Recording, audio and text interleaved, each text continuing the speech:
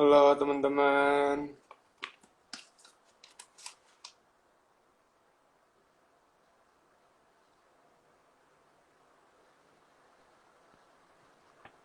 Halo. Assalamualaikum Bapak. Waalaikumsalam warahmatullahi wabarakatuh. Oke, jadi hari ini untuk teman-teman yang belum tahu, kita bakal diskusi apa namanya? Melakukan aktivitas radar diskusi yang diselenggarain oleh ilmu apa namanya? S1 Digital Public Relations dari Hima Digital PR, departemennya itu keilmuan. Nah, jadi di radar diskusi ini judulnya pada hari ini itu ada membangun public trust dalam perspektif PR gitu. Nah, narasumber yang sekarang itu kebetulan dosen aku juga. Waduh, Beliau juga PR di satu perusahaan juga dan dengar-dengar juga punya usaha juga jadi semua diembat nih. Gimana nih, Pak? waduh, nggak semua Jadi lah, nggak sama-sama belajar lah. jadi beliau ini Pak Rian Hardiana. Sehat ya, Pak? Alhamdulillah sehat. Sehat. Nah, Gimana sehat? jadi ini alhamdulillah, Pak. Ini aku ceritain dulu background Bapak ya. Background akademik khususnya ini, Pak. Bapak itu lulus sarjana Inggris dari Unpad ya, Pak ya. Hmm, Dan ya, juga magister ilmu komunikasi dari Unpad juga, Pak. ya. Nah, gimana dong, Pak? Ceritain dikit aja mungkin tentang background Bapak yang lebih spesifik lagi dong, Pak. Waduh, apa nih yang harus saya ceritain nih? Bapak kerjanya di mana?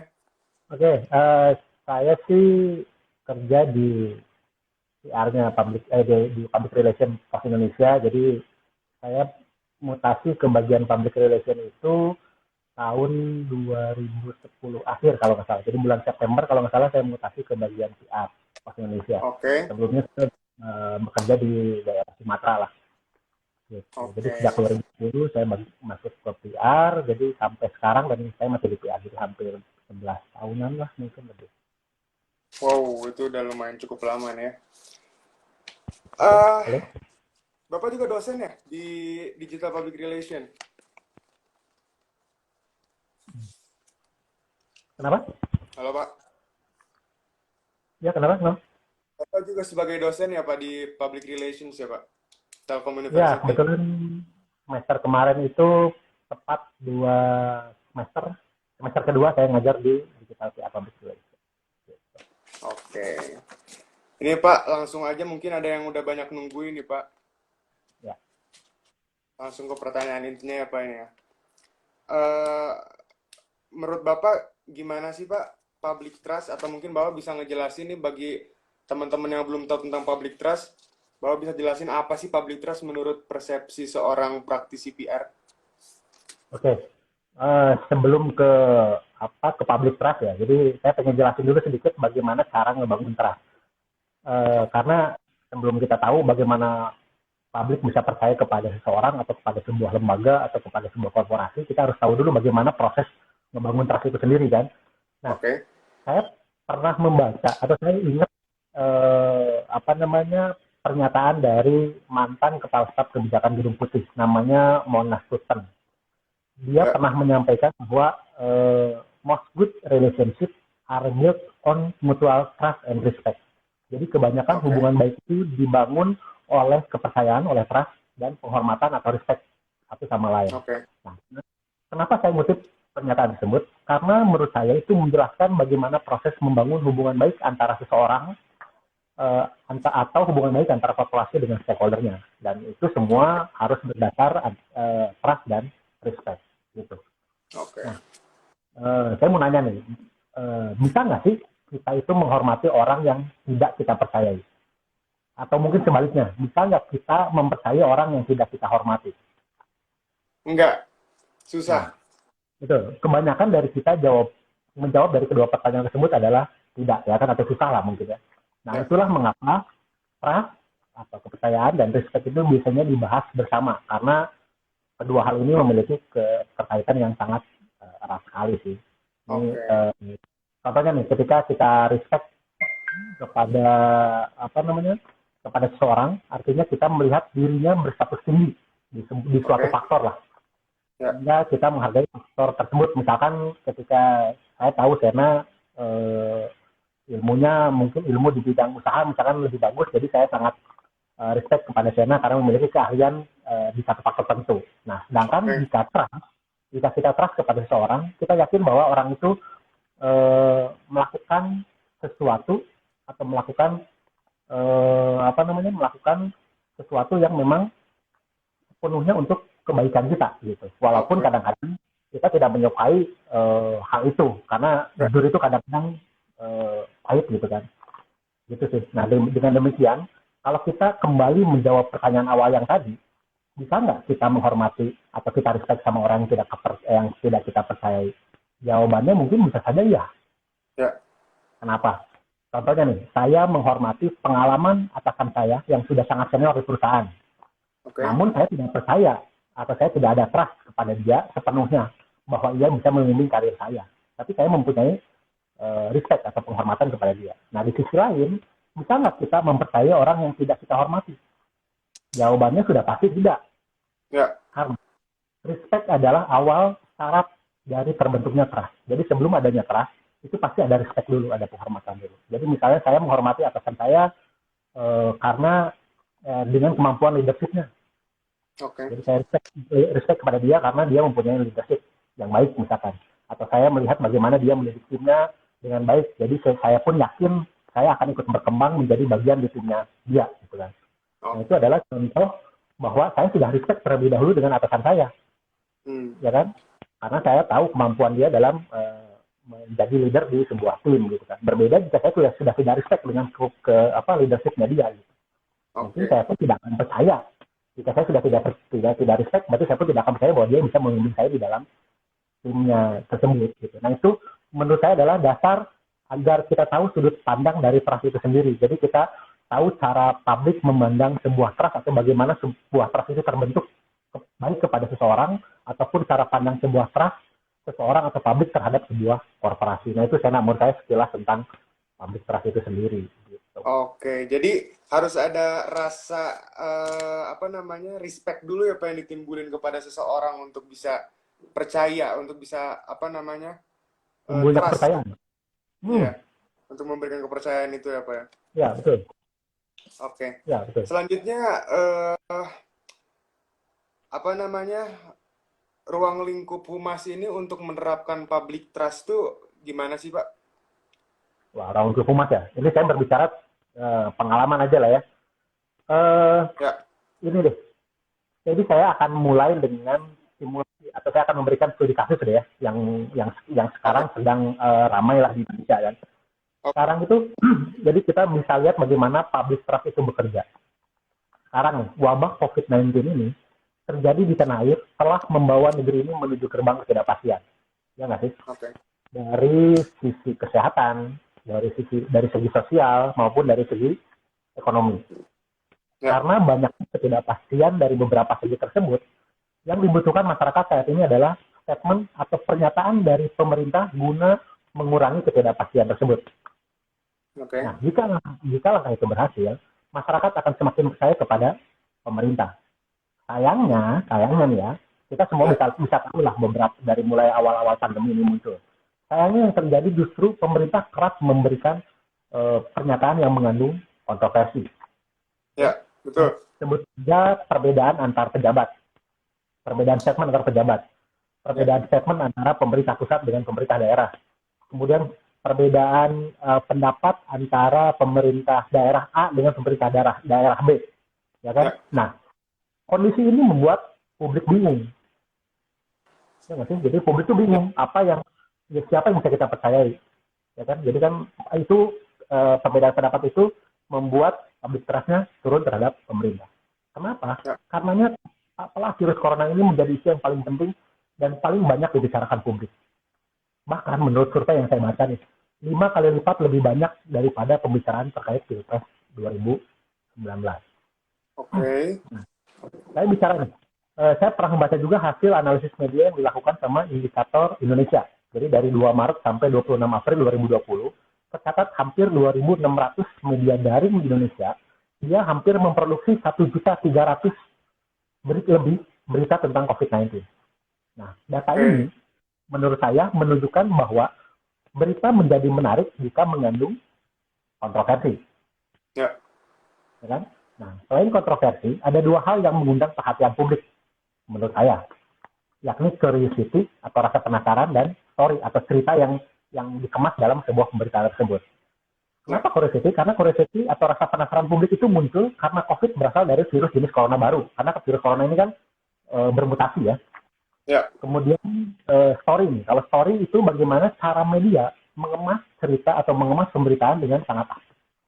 Contohnya, media yang kerap mengisahkan kisah emosional para dokter yang sedang berjuang di garda terdepan. Ya. Atau mungkin pasien yang sembuh, ya kan? Atau mungkin media kerap menyampaikan pemberitaan terkait pasien positif yang berontak atau pasien positif yang kabur, bahkan baru-baru ini ada pasien positif yang bunuh diri gitu kan. Ya. Itu sangat menarik dibaca oleh publik gitu. Nah, atas dasar tersebut, begitu pentingnya pemerintah merancang informasi satu pintu, ya kan? Ya. Jangan sampai si A bilang A, si B bilang C, si D bilang D gitu kan. Nah, itu tidak bagus. Baik tentang sosialisasi kesehatan, baik tentang penanganannya maupun bantuan kepada masyarakat terdampak COVID. Menurut saya, cara ini juga dapat meningkatkan kepercayaan publik terhadap pemerintah. Nah, selain itu, perlunya juga memetakan media nih. Jadi pemerintah harus memahami media mana yang cenderung negatif dan mendukung kebijakan pemerintah.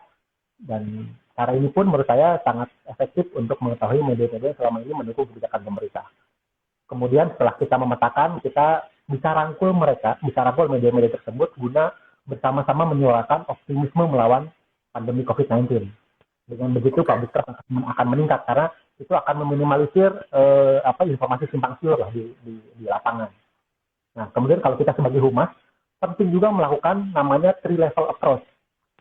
Apa itu 3-level approach? Itu 3-level approach itu terdiri dari pendekatan kepada chief editor atau owner media, ya kan? Atau direktur pemberitaan misalkan, atau enggak yang kedua adalah redaktur atau setingkat redaksi, dan yang ketiga adalah reporter. Nah, kita sebagai humas harus melakukan 3-level approach ini dalam melakukan hubungan baik dengan ketiga level tersebut. Kenapa kita harus melakukan relasi yang baik dalam ketiga level itu? Jangan sampai kita hanya melakukan pendekatan hanya di level chief editor. Atau enggak kita hanya melakukan pendekatan kepada redaktur saja atau kepada reporter saja. Jadi ketiganya, level approach ini harus dilakukan dengan baik. Kenapa? Karena ini akan memudahkan media saat harus melakukan klarifikasi dan konfirmasi sebelum berita itu ditayangkan ke publik. Jadi tidak ada informasi yang tidak berimbang atau tidak ada informasi yang tidak utuh, kronologinya tidak utuh, atau enggak ada informasi yang menyudutkan ya kan, salah satu pihak atau yang membuat masyarakat bingung. Nah, kalau 3-level approach itu dilakukan, relasi itu dilakukan, kita akan menekan informasi hoax yang terjadi atau informasi simpang siur yang terjadi karena semuanya sudah sejalan dari mulai tingkat reporter sampai ke tingkat si owner media itu sendiri. Gitu sih. Oke, jadi bukan cuma satu atau dua hal yang harus diingat ya di apa namanya dalam hal menjadi PR ini, tapi banyak banget. Kita yang baru join itu mungkin belum tahu narasumber kita ini siapa. Narasumber kita ini adalah PR-nya PT Pos nih, yang jalan 11 tahun ya Pak ya? Ya, 11 tahun lah kurang lebih, saya lupa tepatnya. Jadi ilmu-ilmu yang di-sharing di sini itu pasti berdasarkan pengalamannya beliau nih. Jadi ini bakal jadi sharing moment yang bener-bener spesial. Dan nanti untuk viewers ya mungkin, nanti bakal ada sesi tanya jawab, Q&A. Kita bakal ngambil beberapa pertanyaan dari viewers nanti. Jadi kalian harus tetap stay tune. Dan nanti semoga pertanyaannya bisa disampaikan ke Pak Rian ya. Lanjut nih Pak. Yes. Selanjutnya mungkin Bapak bisa menjelaskan, tadi kan mungkin di awal-awal Bapak udah menjelaskan juga langkah-langkah untuk apa namanya mengembangkan public trust ya Pak ya. Cuman sekarang mungkin lebih spesifik deh Pak, langkah-langkah untuk mengembangkan public trust itu gimana sih? Kalau misalkan kita apa namanya ada di posisi seperti Bapak gitu ya, kita udah menjadi PR suatu perusahaan, itu gimana sih Pak langkah mengembangkannya? Ya pertama adalah kita harus membuat informasi satu pintu, ya kan? Kemudian ada cara lain lagi sebenarnya untuk meningkatkan cara kepercayaan publik yang yang pas sebenarnya. Pertama adalah tepat dalam memilih juru bicara dan kepribadiannya. Oke. Jadi, kalau kita lihat belakangan ini, masyarakat akan lebih percaya kepada beberapa tokoh pemerintahan, tidak semua, atau tokoh agama. Kalau zaman dulu nih, zaman dulu sudah pasti Menkominfo itu adalah menjadi corongnya perusahaan. Ya. Menjadi corongnya pemerintahan. Tapi sekarang tidak, ya kan? Pemerintah memilih salah satu orang yang dianggap layak untuk melakukan pernyataan atau menjadi juru bicara. Atau bahkan Ya. tokoh agama. Tokoh agama juga bisa dipilih menjadi juru bicara untuk hal-hal tertentu. Kalau kalian lihat di Satgasnya COVID-19, itu selalu rutin menyampaikan informasi berbagai isu dengan juru bicara yang berkompeten. Kalau juru bicara berkaitan dengan beribadah misalkan, bagaimana tata cara beribadah, dia biasanya meminta MUI untuk melakukan penyampaian informasi. Ya. Kalau kalian yang orang-orang Jawa Barat atau yang melihat Instagramnya Gubernur Jawa Barat, Ridwan Kamil sering berkali-kali collab dengan Agim untuk Ya. berdiskusi terkait agama. Nah itu adalah kecerdikan Ridwan Kamil sebagai gubernur atau tim humasnya Pemprov Jabar untuk memilih tokoh agama yang bisa mendapatkan awareness dari si masyarakat. Jadi masyarakat akan timbul trust kepercayaan terhadap si pemerintah Provinsi Jabar. Gitu. Bahkan sekarang pun warganet punya figur rujukan sendiri-sendiri. Ada warganet yang mungkin lebih percaya atau lebih suka nonton podcastnya Deddy Kobuzer mungkin. Ya. Ya kan? Dan itu akan menjadi figur rujukan sendiri bagi si warganet. Jadi selain tadi pemilihan informasi satu pintu juga harus memilih juru bicara yang tepat sesuai dengan segmentasinya si informasi yang akan diberikan. Nah, jika kita membahas bagaimana public trust tadi dan dari cara penyampaiannya dan relationship dengan media, menurut saya yang tidak kalah penting dalam membangun trust itu adalah membangun trust dari dalam. Oke. Jadi kalau tadi kita berbicara dengan pihak eksternal ya, nah ini adalah bagaimana cara kita membangun trust dari dalam. Jadi saya pernah membaca sebuah penelitian dari 20 edition The Edelman Trust Barometer kalau nggak salah. Nah dari penelitian tersebut ada dua hal yang menarik perhatian saya. Pertama adalah tingkat mengonsumsi berita berikut engagement-nya berupa komentar, like, dan share itu naik 26 poin dari tahun sebelumnya. Oke. Meningkatnya engagement ini adalah kompensasi dari banyaknya informasi hoax dan fake news. Oke. Jadi, ketika pembaca menemukan berita yang kredibel di pemberitaan atau di media, mereka bersedia untuk berbagi share atau untuk berbagi kepada informasi atau share pada masyarakat. Padahal belum tentu itu berita itu akurat atau tidak, gitu kan? Oke. Nah, itu yang pertama. Yang kedua adalah dari survei tersebut membuktikan bahwa sumber yang paling dianggap kredibel di mata publik adalah karyawan, Ya. terutama tim ahli dari perusahaan yang bersangkutan. Untuk itu penting bagi perusahaan untuk mendapatkan trust dari karyawannya itu sendiri, membangun trust dari employee sebagai garda terdepan perusahaan, kemudian dia dapat secara tidak langsung memproteksi kesuksesan bisnis sebuah korporasi misalkan, kemudian membantu operasional lebih efisien, dan tentunya akan meningkatkan public trust. Contoh ketika saya sebagai karyawan pos, saya tidak bangga atau saya tidak sering ngeluh keluar, postu jelek banget, postu begini banget. Nah jangankan orang lain yang akan public trust, saya sendiri aja sudah tidak percaya dengan perusahaan saya sendiri gitu. Bagaimana orang lain akan percaya, bagaimana publik bisa memiliki trust dengan perusahaan yang tempat saya bekerja. Nah itu adalah karyawan juga jadi salah satu hal yang paling penting gitu. Adapun cara yang bisa diterapkan agar karyawan itu bisa menjadi pelindung bagi sebuah perusahaan, pertama adalah dengan cara engagement. Entah hubungan baik antara manajemen dengan seluruh karyawan, terus kemudian leadership yang baik di perusahaan tersebut, kemudian adanya culture program atau program budaya perusahaan. Dia harus membuat perusahaan tersebut harus membuat budaya perusahaan yang relevan, yang cocok untuk perusahaan tersebut. Gitu. Oke. Jadi ada yang paling penting sih menurut aku adalah informasi satu pintu itu tadi ya Pak. Ya. Yang kedua itu adalah pemilihan juru bicaranya sendiri. Karena menurut aku pun Pak, kalau aku percaya itu ada faktor dari siapa jubirnya loh Pak. Nggak tahu kenapa. Ya. Gitu. Jadi betul, itu penting banget dan membangun internal yang baik ya Pak ya. Contohnya dari karyawan gitu, membangun kepercayaan dari dalam. Ya. Selanjutnya nih Pak ya, eh, menurut Bapak, menurut pandangan seorang PR ini, berhasil atau tidaknya suatu apa namanya penerapan public trust itu diukur dari mana sih, Pak? Berhasil atau tidaknya, memang harus kalau secara apa namanya, secara real, secara pasti itu harus dengan metode survei, baik kuantitatif maupun metode in-depth interview. Jadi dua cara Oke, ini biasanya dipakai untuk melakukan public trust, untuk oke. mengecek, untuk mengukur bagaimana public trust sebuah perusahaan atau sebuah lembaga pemerintah. Gitu. Dan biasanya dipakai kedua cara ini, metode survei kuantitatif atau metode in-depth interview. Itu sih biasanya. Oke, jadi nggak bisa apa namanya dinyatakan secara langsung ya, Pak? Nggak ada indikator yang bisa dilihat secara langsung gitu, Pak? Kalau secara kasat mata bisa, tapi kan itu lebih kepada persepsi pribadi. Contohnya nih, karena saya bekerja di Pos Indonesia ya, karena saya bekerja di Pos Indonesia, menurut saya, menurut persepsi saya, Pos Indonesia ini adalah memiliki tingkat public trust yang cukup baik dibandingkan perusahaan lain, perusahaan sejenis Oke, lainnya. Kenapa? Karena berdasarkan data yang kita miliki, kita tingkat komplain kepada kami itu sudah di bawah 5%. oke, Oke, sudah di bawah 5%. Itu dari sisi komplain. Dari sisi kinerja, eh, orang atau masyarakat mengirimkan kirimannya kepada pos itu sudah lebih dari 100.000 per hari. 100.000 kiriman per hari. nggak, 100.000 kiriman per hari. Dan menurut kami, itu adalah public trust yang, menurut kami itu adalah adanya public trust dari masyarakat kepada kami, kepada Pos Indonesia.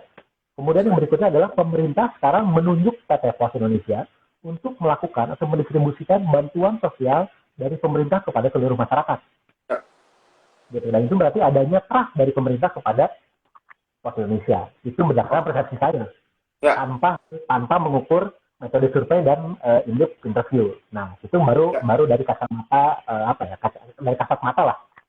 Tapi kalau Hmm. kita pengen yang real, ada angkanya, ada data lengkap, memang kita harus melakukan metode survei kuantitatif ataupun Oke, metode in-depth interview. Gitu sih. oke. Jadi untuk yang mutlaknya lebih baik ngadain survei gitu ya, Pak ya, untuk dapat Betul, jawaban betul. pastinya by data gitu. Agar lebih objektif. Gitu. Kalau tadi kan subjektif. Menurut kamu, karena kamu kuliah di Telkom University, menurut kamu Telkom University adalah universitas swasta paling baik, Ya, ya ya, kan? Nah, tapi belum tentu dengan mahasiswa yang di tempat lain. Tapi kalau kamu berdasarkan survei, saya pernah baca juga berdasarkan survei dari sebuah lembaga riset bahwa Telkom University ditunjuk atau ditentukan sebagai universitas swasta terbaik di Indonesia kalau nggak salah. Peringkat 2 atau peringkat pertama saya lupa. Nah, itu berdasarkan peringkat data. pertama loh, Pak. Peringkat pertama. Nah, itu betul. Nah, itu berdasarkan data, betul. Nah, beda ketika kamu berbicara sebagai mahasiswa Telkom University. Itu sih. Ya, Jadi oke, akan lebih valid jika berdasarkan data. oke. Eh, ini mungkin yang terakhir ya, Pak ya. Tapi Ya. sebelum nanti ada sesi tanya jawab nih, Hmm. apa namanya? Coba Bapak berikan studi kasus tentang public trust dan langkah pertama untuk mengembangkan public trust di dalam studi kasus itu gimana, Pak? Oke. Nah, kalau studi kasus kan tadi saya sudah ceritakan studi kasus yang lagi kekinian yang tadi masalah COVID-19 itulah. Jadi Ya, menurut saya sih studi kasusnya udah cukup tergambarkan tadi bagaimana cara pemerintah mengelola informasi eh, terhadap masyarakat dari mulai awal sampai sekarang dan berikut ya, solusinya yang tadi saya sampaikan. Tapi ada hal lain yang menurut saya yang menjadi perhatian saya lah. Jadi adalah cara PR mengemas pesan akan lebih menantang di tahun 2020.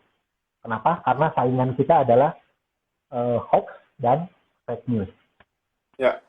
Karena Oke, banyaknya hoax dan fake news ini adalah penting bagaimana kita sebagai PR untuk mengemas pesan di tahun 2020 sampai ke depan. Nah, apa hal yang harus kita lakukan? Pertama adalah mulai dari membuat konten. oke, Oke, kontennya. Kemudian menentukan relevansi informasi yang akan kita berikan dengan kontennya. Apa sih relevansinya kita harus membicarakan ini kepada masyarakat gitu, atau harus menyampaikan oke, ini kepada masyarakat. Hingga mengemas data. Jadi oke. harus mengemas secara kreatif. Kalau kamu lihat sekarang, media-media massa, media-media online sudah mulai melakukan pengemasan informasi melalui, tidak kalau dulu kan tulisan ya, dulu kan narasi ya.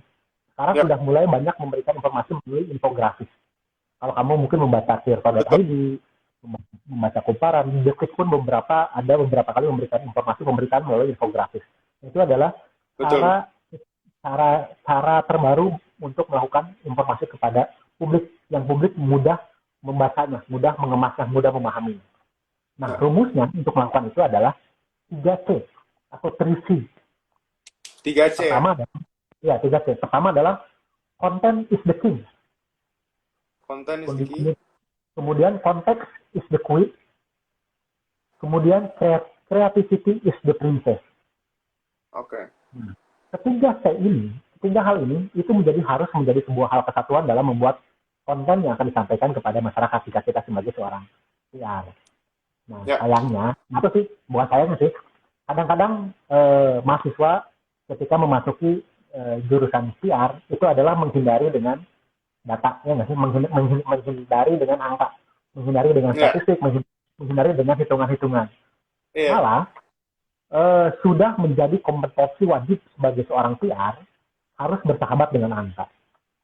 Jadi Ya. kompetensi sekaligus keunggulan PR adalah dia yang tidak hanya dituntut untuk membaca data, tapi juga bisa menginterpretasikan data tersebut. Jadi nanti kita kalau menjadi praktisi PR, kita akan terbiasa dengan membaca data, mengolah data, agar data itu bisa dikemas sebagai dalam bentuk informasi yang sesuai dengan versi tadi. Gitu. Oke. Jadi banyak banget hal yang harus diperhatiin jadi PR. Dan tadi ada pesan secara tidak langsung bahwa seorang PR, khususnya yang masuk jurusan PR itu nggak boleh ngehindarin data. Malah harus deket banget sama data, karena data itu penting banget di dunia public relation. Tadi juga Bapak sempat menyinggung bahwa berhasil atau tidak berhasilnya suatu public trust itu bisa dilihat pastinya itu lebih baik secara data, by data, survei, gitu kan Pak? Betul.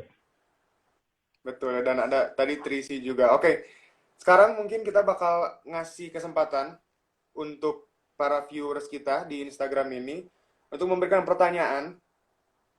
Apa sih kira-kira menurut kalian yang paling kalian pengen tanyain ke seorang PR, public relations, yang udah berpengalaman ini? Mungkin kalian punya pertanyaan-pertanyaan. Boleh langsung tulis aja di kolom komentar ya. Nanti yang terpilih bakal kita tanyain langsung ke Parian selaku Humas PT Pos. Apapun pertanyaannya Pak ya.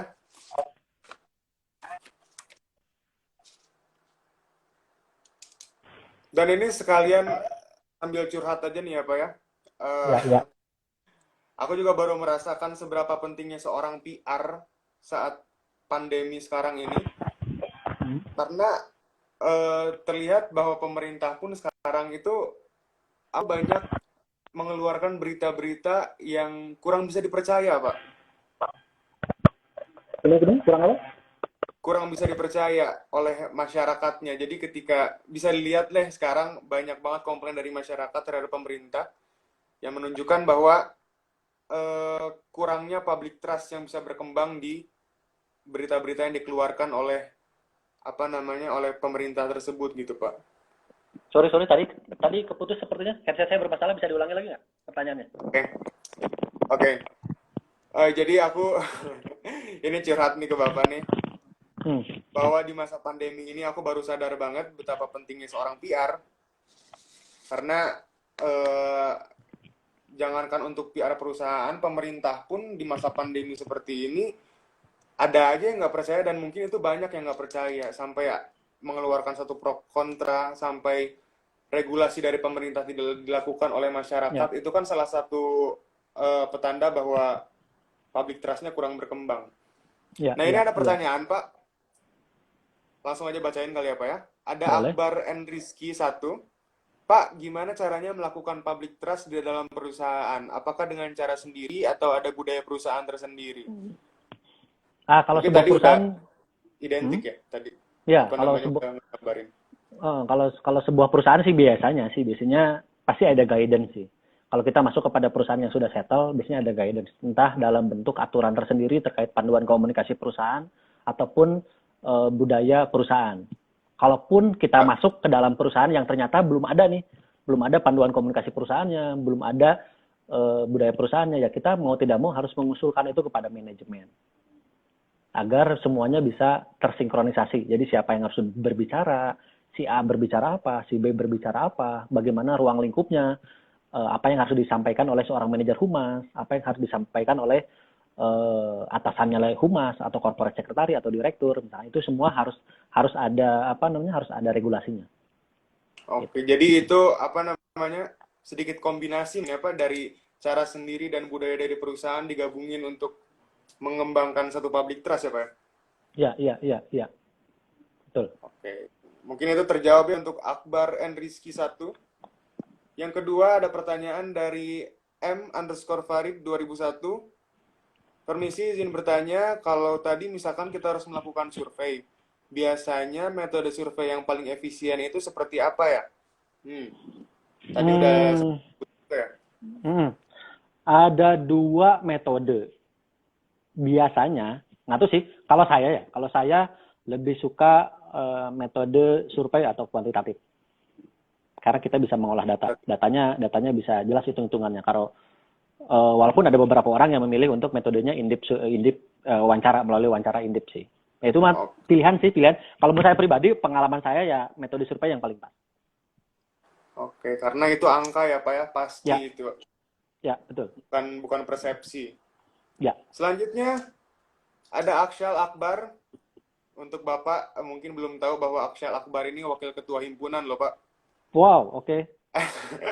Dia mau nanya, ketika sebuah perusahaan atau institusi mengalami krisis public trust, langkah tepat dan cepat seperti apa yang dapat dilakukan seorang PR untuk menangani krisis public trust tersebut? Oke. Yang pertama adalah kita cari tahu dulu. Kita harus mini riset, kita harus melakukan riset apa yang membuat publik tidak percaya. Jadi kita harus tahu dulu akar permasalahannya. Jika kita tahu akar permasalahannya, baru kita perbaiki yang jadi masalah. Contoh, PT Pos Indonesia pernah mendapatkan penurunan public trust dari sisi SWP. SWP itu standar waktu penyerahan kiriman.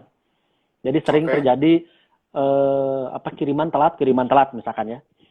Nah, kita melakukan mini survei nih. Apa yang menjadi kendala di masyarakat? Ternyata kirimannya telat. Nah, setelah kita mendapatkan masalah yang ada, kita baru melakukan rekonsiliasi di internal.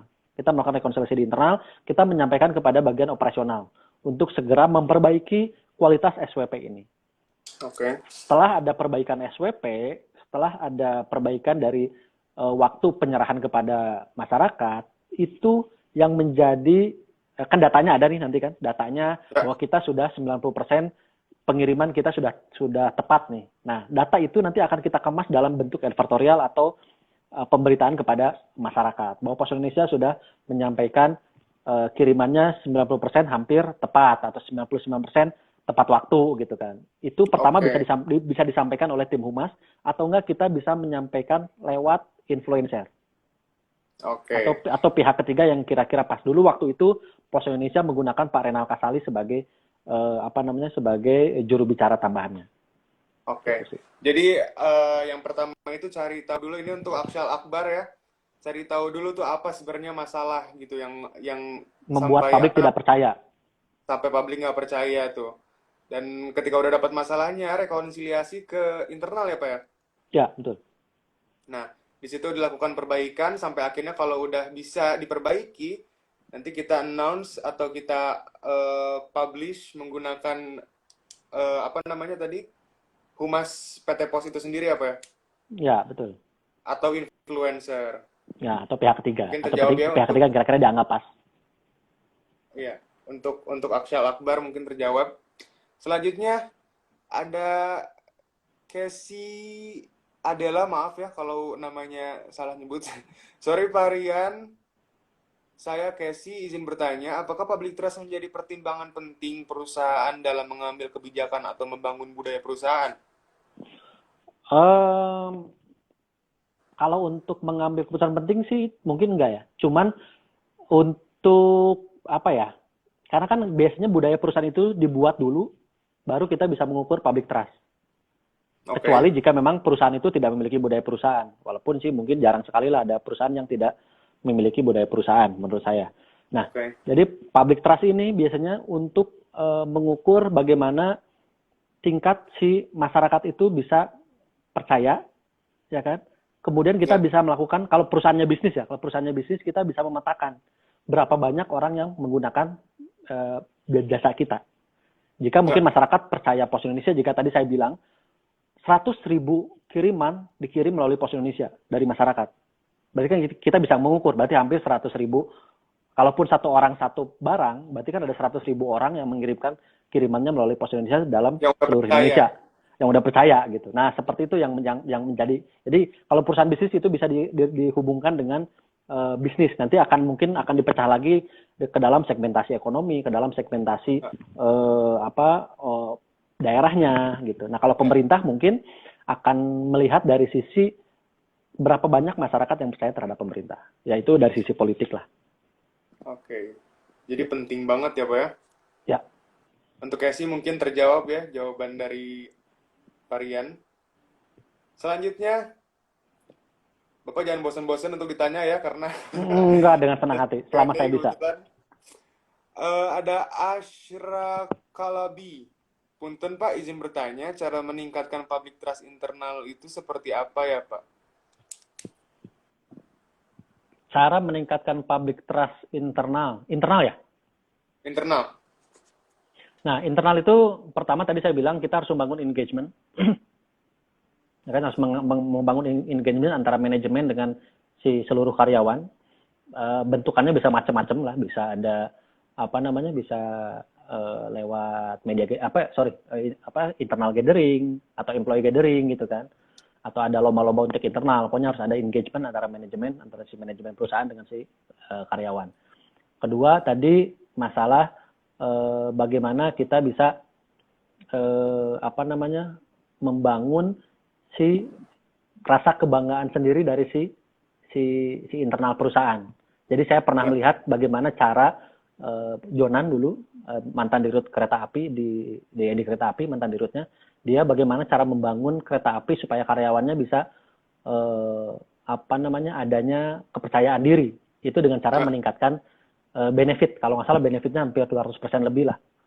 Begitupun yang terjadi pada PT Pos Indonesia di tahun 2009 kalau nggak salah, 2008 saya lupa.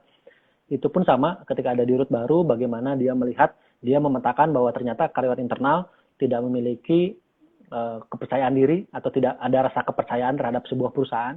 Akhirnya setelah dia dipetakan, ternyata masalahnya adalah benefit. Akhirnya beliau pun sama menaikkan 300% benefit dari karyawan Pos Indonesia di tahun 2008 apa 2009 saya lupa. Nah, itu salah satu cara bagaimana meningkatkan trust dari internal. Itu mungkin untuk Ashra Kalabi bisa terjawab ya, cara-cara meningkatkan trust di dalam internal. Selanjutnya ada KKK 427. Pak, menurut Bapak, basic skill apa yang diperlukan orang mahasiswa PR agar bisa bersaing dengan mahasiswa dari jurusan lain ketika melamar bekerja? Karena pekerjaan PR bisa dikerjakan oleh jurusan lain. Jadi apa sih Pak yang harus kita dominasi gitu Pak, agar kita tuh terpandang Pertama, di antara jurusan-jurusan lain yang ngelamar kerja? Pertama, kalau saya sih jujur tidak setuju bahwa mahasiswa jurusan lain bisa mengerjakan pekerjaan PR. Karena PR itu jelas banyak tricky sekali dalam mengerjakan praktek seorang PR yang memang kalian pasti sudah mempelajari di pembelajaran di kampus, dan itu kalian bisa terapkan di dunia praktisi nanti. Jadi saya jujur tidak sepakat bahwa kita bersaing dengan jurusan lain, malah kita bersaing dengan jurusan yang sama, ya kan? Jurusan yang sama. Kita bersaing dengan sesama jurusan PR dari dalam negeri maupun dari luar negeri. Karena kalau kita MEA sudah dibuka, berarti saingan kita adalah jurusan PR dari luar negeri. Luar negeri juga. Ya kan? Nah, salah satu caranya adalah kalian ketika kalian lulus segera kalian buat atau mengikuti sertifikasi profesi ke-PR-an. Biasanya banyak banget yang melakukan, lembaga-lembaga yang melakukan atau yang membantu atau menjembatani terkait sertifikasi profesi ke-PR-an ini. Contohnya ada di LSPR kalau nggak salah, ada di Universitas Pajajaran, atau juga melalui Perhumas, juga Perhumas Indonesia sering juga melakukan atau menjembatani orang-orang PR atau alumni-alumni PR yang ingin melakukan sertifikasi PR. Nah, syarat sertifikasi PR itu akan menilaikan nilai jual kita atau value kita sebagai seorang PR di perusahaan. Biasanya sih gitu. Jadi kalian kalau udah lulus jangan berleha-leha, langsung kalian cari dan kalian ikuti sertifikasi profesi PR agar kalian bisa meningkatkan nilai jual diri kalian. Gitu. Oke, itu untuk KKK 427 ya. Tapi awalnya memang nggak bisa dipungkiri, Pak. Aku juga mikir bahwa profesi PR ini bisa dilakuin sama siapa aja gitu. Tapi ternyata setelah terjun langsung dan dapetin ilmu-ilmunya, ternyata nggak segampang itu gitu. Jadi jangan takut untuk bersaing dengan jurusan lain, kuatin aja untuk bersaing dengan jurusan sendiri. Karena saya yakin orang matematika tidak akan bisa mengerjakan pekerjaan tugas di PR, apalagi ketika menghadapi konflik. Kalau kita menghadapi konflik krisis korporasi, krisis komunikasi, itu pasti mutlak harus orang komunikasi yang menyelesaikannya. Saya yakin jurusan lain pasti akan tidak bisa, menurut saya sih. Oke. Jadi jangan khawatir ya untuk kakak tadi. Jadi harus semangat bagi orang komunikasi. Selanjutnya ada dari orang yang sama yang tadi. Ini sebenarnya nggak boleh nih, tapi nggak apa-apa sih, pertanyaannya baik juga, bagus juga. Apakah public trust bisa menjadi bumerang, Pak, bagi perusahaan? Apakah ada contoh kasusnya mungkin dari Bapak bekerja selama 11 tahun? Ada contoh kasus nggak public trust itu menjadi bumerang? Pernah. Jadi contoh kasusnya ya Pos Indonesia. Jadi gini, Pos Indonesia di masa kejayaannya pada waktu itu, mungkin sebelum saya masuk lah. Jadi ketika saya membaca historisnya, bahwa zaman dulu kala, zaman ibu-ibu kalian, mungkin zaman ibu-ibu kita, itu Pos Indonesia itu udah menjadi primadona. Pos Indonesia menjadi primadona. Jadi konon katanya orang tuh mau apa-apa ya ketergantungan pasti lewat Pos Indonesia. Bahkan sampai nabung pun karena kita punya tabungan giro itu pasti lewat Pos Indonesia. Kirim-kirim apapun pasti lewat Pos Indonesia. Sampai kirim surat cinta pun lewat Pos Indonesia. Kalau jadi saya ingat pernah cerita kakek saya dulu. Kakek saya waktu kecil, kalau ada orang pengantar pos datang ke sana, itu sangat dilulukan, ditunggu-tunggu bahkan. Apalagi sama mahasiswa yang merantau, karena dia pasti ngirim uangnya pakai wesel. Oke. Nah, kurun waktu dalam masa keemasan itu di bawah tahun 95, pokoknya 95 ke bawah, itu Pos Indonesia dalam masa jayanya. Publik sangat percaya kepada Pos Indonesia, tapi akan menjadi bumerang ketika perusahaannya itu sendiri abai. Abai dengan apa? Abai dengan perubahan. Oke. Jadi dulu mungkin Pos Indonesia berpikir, tenanglah, masyarakat masih percaya sama kita, masyarakat masih percaya dengan kita, kinerja kita sangat bagus, bla bla bla bla sangat bagus, pendapatan kita sangat besar, gitu kan. Tapi nyatanya perkembangan begitu cepat, revolusi industri ternyata datang begitu cepat, bergantian. Dari mulai adanya SMS, adanya email, bahkan sekarang udah banyak marketplace dan lain-lain gitu kan. Nah, itu yang harus diperhatikan oleh semua perusahaan atau lembaga. Ketika kita mempunyai data public trust kita tetap bagus, tetap jangan abai terhadap perubahan-perubahan yang ada. Kenapa? Karena bisa jadi itu akan menjadi bumerang. Kalau kalian lihat sekarang perusahaan taksi konvensional, ya kan? Kan bagaimana tuh yang perusahaan taksi yang warna biru itu, dia sangat rajanya lah di Indonesia. Ya kan? Dia dikepung oleh kompetitor perusahaan taksi lain, dia tetap rajanya. Ya kan, dengan persepsi yang sangat bagus, dengan reputasi yang sangat bagus terhadap perusahaan taksi konvensional tersebut. Tapi ketika datang perusahaan taksi online, kan semua drop. Ya kan? Nah, itu ada abai dalam sisi teknologi. Teknologinya mungkin yang ya udahlah nggak penting gitu kan. Ternyata sekarang dia sendiri yang harus mengikuti atau mencontoh si taksi online tersebut dengan menggunakan apps lah, dengan menggunakan sarana teknologi yang terbaru. Nah, jadi public trust itu tetap akan menjadi bumerang jika kitanya tetap abai terhadap perubahan-perubahan yang ada. Oke. Jadi pasti pernah terjadi menjadi bumerang itu, tapi ada pesan yang sebenarnya universal juga tadi dari Bapak, yaitu jangan pernah berhenti berinovasi even kalian udah mencapai titik paling atas gitu ya, Pak. Betul, persis. Jadi kita harus selalu merelevansikan dengan zaman. Ya, karena dalam beberapa tahun pun atau beberapa hari pun kita nggak pernah tahu ada inovasi apa dari orang lain gitu kan. Iya, betul. Jadi pokoknya saya sih selalu saya tidak pernah berhenti belajar lah. Saya pribadi tidak pernah berhenti belajar walaupun saya sudah 11 tahun jadi praktisi PR. Ketika ada mahasiswa sekalipun dia menurut saya informasinya bagus, ya saya akan belajar dari dia gitu. Jadi jangan pernah melihat siapa yang berbicara, tapi lihatlah apa yang dia bicarakan. Itu yang membuat kita harus terus merelevansikan dengan zaman gitu. Bener banget. Nah, ini yang terakhir, Pak. Ini pertanyaan terakhir untuk viewers juga. Oke. Pertanyaan terakhir, maaf izin bertanya lagi kalau boleh. Ya, boleh. Tadi sempat disebutkan bahwa untuk memperbaiki public trust bisa menggunakan influencer. Nah, apakah berarti bentuknya adalah endorsement? Kalau bentukannya bisa macam-macam sih. Bentukannya bisa macam-macam. Bisa endorsement, bisa hard selling. Hard selling misalkan, gunakanlah produk ini, bla bla bla bla, itu kan endorsement kan ya. Bisa juga seperti itu, atau juga bisa dalam bentuk hal opini. Kalau endorsement yang berbentuk hard selling biasanya tidak digunakan oleh orang PR, tapi biasanya digunakan oleh orang-orang marketing komunikasi. Di saya yang menggunakan hard selling, kalau kalian follow Instagram atau media sosialnya Pos Indonesia, ada yang hard selling, ada yang TikTok dan lain-lain, itu di-create oleh teman-teman marketing komunikasi. Gitu. Okay. Nah, kalau seorang PR biasanya kita menggunakan influencer atau pihak ketiga itu dengan cara pembentukan opini.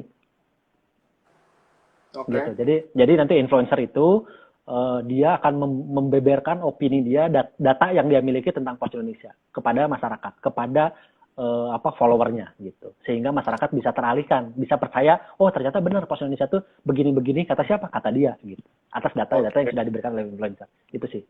Oke, itu untuk M. Farid. Sebenarnya kita udah tutup pertanyaannya, tapi karena ini ada satu lagi please katanya Pak. Jadi nggak apa-apa ya, pendek aja mungkin. Pak, kenapa ya orang good looking lebih mudah dapat kerja Pak, khususnya di bidang PR Pak? Gimana tuh menurut Bapak? Waduh, atau saya jujur tidak percaya sih. Good looking menjadi seorang akan lebih mudah ditarik jadi seorang PR gitu. Oke. Kalau saya pribadi, saya beberapa tahun yang lalu pernah merekrut untuk tim PR, dan yang pertama saya lihat adalah sejauh apa pengalaman dia selama kuliah, seberapa banyak pengalaman dia sewaktu kuliah yang berhubungan dengan ke-PR-an. Itu menjadi poin penting utama buat saya dalam merekrut seorang PR. Selebihnya baru nilai akademis, baru lain-lain gitu sih. Oke, jadi untuk kakak tadi jangan khawatir ya, jangan khawatir tampang, karena menjadi PR itu bukan cuma tampang aja, tapi betul. Ini nih yang penting nih. Nah, yang menjadi keutamaan tuh ini nih. Betul, itu yang jadi utama. Dan pengalaman. Jadi saya jujur buat kalian terutama carilah pengalaman sewaktu kalian kuliah. Itu yang membuat akan kalian bisa mempunyai daya saing di pekerjaan nanti suatu saat kalian mencari pekerjaan. Oke. Terakhir nih Pak, ini sebagai penutup aja. Mungkin sekalian Bapak nanti kalau mau nyampein apapun itu, silahkan sampaikan ke viewers. Gimana sih cara menjadi, pendek aja ya Pak, gimana sih cara menjadi PR yang baik? Ini karena menyinggung masalah public trust. Karena seorang PR itu identiknya sama, gak apa-apa deh bohong, yang penting nama perusahaan bisa keangkat. Gak apa-apa deh rada di gimana-gimanain, yang penting nama perusahaan bisa keangkat. Gimana tuh pesan Bapak calon PR muda ini? Menurut saya sih kalau kita jadi seorang PR tuh benar tidak boleh bohong, karena kita ada undang-undangnya, ada undang-undang pembohongan publik, jadi kita tidak boleh bohong. Tapi kita harus tahu kapan kita berbicara, itu aja. Jadi seorang PR itu harus tahu kapan kita berbicara. Tapi bukan berarti bohong gitu. Oke. Itu sih. Oke. Gitu. Jadi itu untuk viewers ya. Maaf banget kalau ada yang masih mau nanya, kalian nggak bisa ditanya satu-satu karena waktunya juga sangat terbatas. Makasih banget buat Bapak Parian. Terima kasih juga Kena, terima kasih. Jadi narasumber. Dan for your information lagi, Parian ini adalah pernah mendapatkan penghargaan dari Kementerian BUMN sebagai Best PR Program pada tahun 2012. Betul ya Pak? Ya. Dan juga dari PR Indonesia Award tahun 2017 kategori Media Relation terbaik. Dan tahun 2020, ini baru banget berarti, tahun 2020 dari The Economic dalam kegiatan Indonesia Corporate Branding PR Awards kategori Courier Service. Betul ya Pak? Ya, itu minggu yang lalu, persis. Jadi kalian dari semua materi yang udah disampaikan, kalian mendingan ikutin segala nasihat, segala cara-caranya, karena Bapak ini bukan PR biasa menurut aku nih. Amin. Jadi sehat-sehat untuk Bapak, sehat-sehat Oke, semua terima kasih untuk Sena. para viewers. Semoga acara ini bisa bermanfaat. Terima kasih juga untuk ilmuwan, terima kasih untuk Hima Digital Public Relations yang udah menjadi wadah bisa terselenggaranya acara ini. Itu Oke, mungkin keren. Bapak tepuk tangan dulu ya semuanya. Terima kasih untuk Bapak, terima kasih untuk viewers. Assalamualaikum warahmatullahi wabarakatuh. Selamat Oke, berbuka Waalaikumsalam puasa. warahmatullahi wabarakatuh. Terima kasih Sena dan teman-teman kayak Hima. Sama-sama Pak.